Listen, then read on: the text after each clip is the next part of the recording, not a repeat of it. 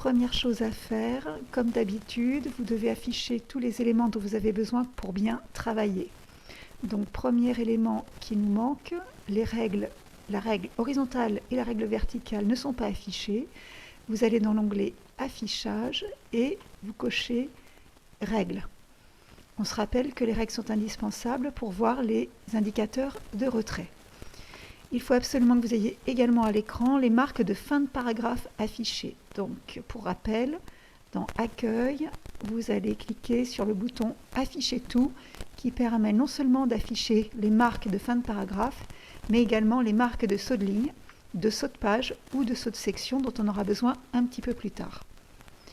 Comme nous allons utiliser les styles de Word, nous avons besoin en plus du volet des styles qui doit s'afficher sur la partie droite de votre écran. Pour afficher le volet des styles, toujours dans Accueil, vous voyez ici le lanceur de boîte.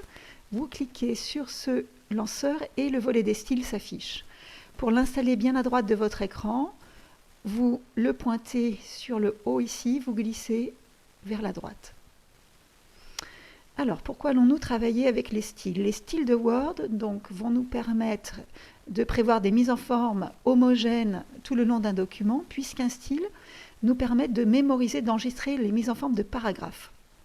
Ce que j'aimerais que vous remarquiez en premier, dans ce volet style, vous voyez, normal est encadré, normal est sélectionné. Peu importe où je pose mon curseur dans le texte, c'est normal qui est associé à ces paragraphes. En fait, le style normal, c'est le style utilisé par défaut par Word. Donc, tout mon texte est actuellement mis en forme avec le style normal. Dans ce style normal, qu'est-ce que j'ai comme mise en forme? Quand je pointe ici, je vois que la police est Times New Roman, taille 12, mes paragraphes sont alignés à gauche, etc. Sur l'exercice que l'on doit faire ensemble, je vous ai marqué, tout en haut à gauche, la police doit être comique. Donc, pour modifier rapidement la mise en forme de police pour tout votre texte, vous ne le sélectionnez pas. Vous allez prendre le style normal ici, nous allons le modifier.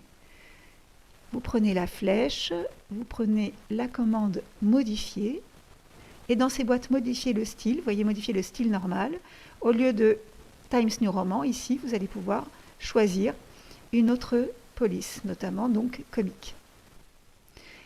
Vous remarquez que vous n'avez pas sélectionné votre texte auparavant, mais dès que vous allez valider, vu que tous nos paragraphes sont associés à ce style normal, tous les paragraphes sont maintenant en police comique.